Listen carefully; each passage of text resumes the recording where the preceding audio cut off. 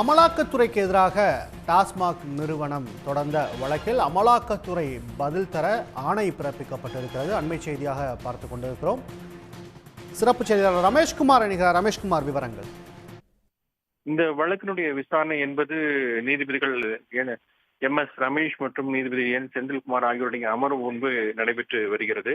குறிப்பாக இந்த வழக்கில் ஆரம்பத்திலேயே அரசனுடைய தலைமை வழக்கறிஞர் PS ராமன் ஆஜராகி அனுமானத்தின் அடிப்படையில சட்டவிரோத பணம் பரிமாற்றம் நடைபெற்றதாக அமலாக்கத்துறை தனது அதிகாரத்தை மீறியுள்ளதாக அவர் சுட்டிக்காட்டினார். தொடர்ந்து நீதிபதிகள் இந்த வழக்கினுடைய விசாரணைக்கு உதவா என்ற விளக்கங்கள் என்றும் கேள்வி எழுப்பினார். அதற்கு அரசு தலைமை வழக்கறிஞர் விசாரணைக்கு உதவுதான் இது தொடர்பாக திருத்த மனுவை நாங்கள் தாக்கல் செய்கிறோம் என்றும் குறிப்பிட்டார். மேலும் நீதிபதிகள் மாநில அரசு அனுமதி பெற்றுதானே விசாரணை நடத்த வேண்டும் என்று கோரப்பட்டிருக்கிறது. மனுவில் அமலாக்கத்துறை நடவடிக்கை எதுவும் குறிப்பிடவில்லை என்றும் அவர் சுட்டிக்காட்டினார்கள். தொடர்ந்து பேசிய PS ராமன் அமலாக்கத்துறைக்கு எந்த அதிகாரமும் இல்லை என்றும் குறிப்பிட்டார்.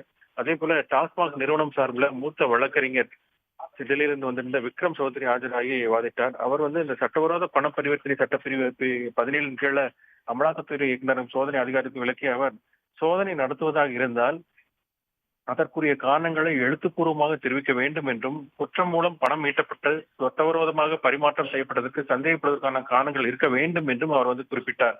அது மட்டும் இல்லாமல் அந்த சட்டவிரோத பண பரிமாற்றம் நடைபெற்றதாக எந்த அதிகாரிக்கும் எதிராகவும் எந்த ஆதாரமும் இல்லை என்றும் அவர் சுட்டிக்காட்டினார்.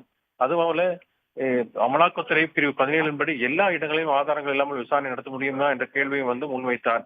60 மணி நேரம் பெண் அதிகாரிகள் உள்ளிட்டோரை சட்டவிரோதமாக அமலாக்கத்துறை சிறைப்பிடித்துள்ளதாகவும் அந்த குற்றச்சாட்டை முன்வைத்தார்.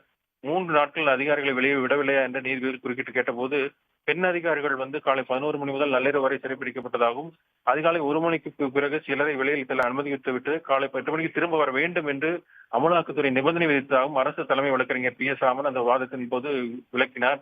அப்போது குறுக்கிட்ட நீதிபதிகள் எதற்காக சோதனை நடத்தப்படுகிறது என அவர்களுக்கு தெரியப்படுத்தினீர்களா, இரவு நேரத்திலும் சோதனை நடத்துகிறீர்களா என்ற கேள்வியெல்லாம் முன்வைத்தார். ஆனால் அதற்கு அமலாக்கத்துறை சார்பில் ஆஜரான கூடுதல் சொலிசிட்டர் ஜெனரல் வழக்கறிஞர் KRL சுந்தரேஷன் எந்த விதிமுறை மீறலும் இல்லை என்றும் அவர் யாரையும் துன்புறுத்தவில்லை என்றும் தெரிவித்தார். அப்போது குறிப்பிட்ட நீதிபதிகள் இந்த வழக்கை ஒரு தனிநபரோ யாரோ தொடரவில்லை, டாஸ்மாக் நிறுவனமே வழக்கு தொடர்ந்துள்ளது என்ற கேள்வியும் முன்வைத்தார்கள். எந்த அதிகாரி தவறு செய்துள்ளார் என்ற தெரியாமல் எப்படி அனைத்து அதிகாரிகள் நீங்கள் தடுத்து வைத்து சிறைப்பிடித்தீர்கள் என்ற கேள்வியும் முன்வைத்தார்கள். ஈடிக்கு அதிகாரம், அதாவது அமலாக்கத்துறைக்கு உரிய அதிகாரம் இருந்தாலும் அதை செயல்படுத்திய விதம் தான் தவறு என்றும் நீதிபதிகள் சுட்டிக்காட்டினார்கள். தொடர்ந்து இந்த வழக்குல அமலாக்கத்துறை பதிலளிக்க வேண்டும் என்றும் நீதிபதிகள் உத்தரவிட்டிருக்கிறார்கள். அதாவது எதற்காக அலுவலகம் சென்றீர்கள் என்று தெரிவித்திருக்க வேண்டும், அமலாக்கத்துறை தகவலை தெரிவித்திருக்க வேண்டும் என்றும் அவர்கள் குறிப்பிட்டிருக்கிறார்கள். மார்ச் 25 வரை எந்த நடவடிக்கை எடுக்கக்கூடாது என்ற ஒரு தடை உத்தரவையும் அவர்கள் தாக்கல் செய்ய உத்தரவிட்டிருக்கிறார்கள். அமலாக்கத்துறை சோதனை நடத்த காரணமான வழக்கல் விவரங்களையும் பதில் மூலம் தாக்கல் வேண்டும் என்றும் அவர்கள் நீதிபதிகள் உத்தரவிட்டிருக்கிறார்கள்.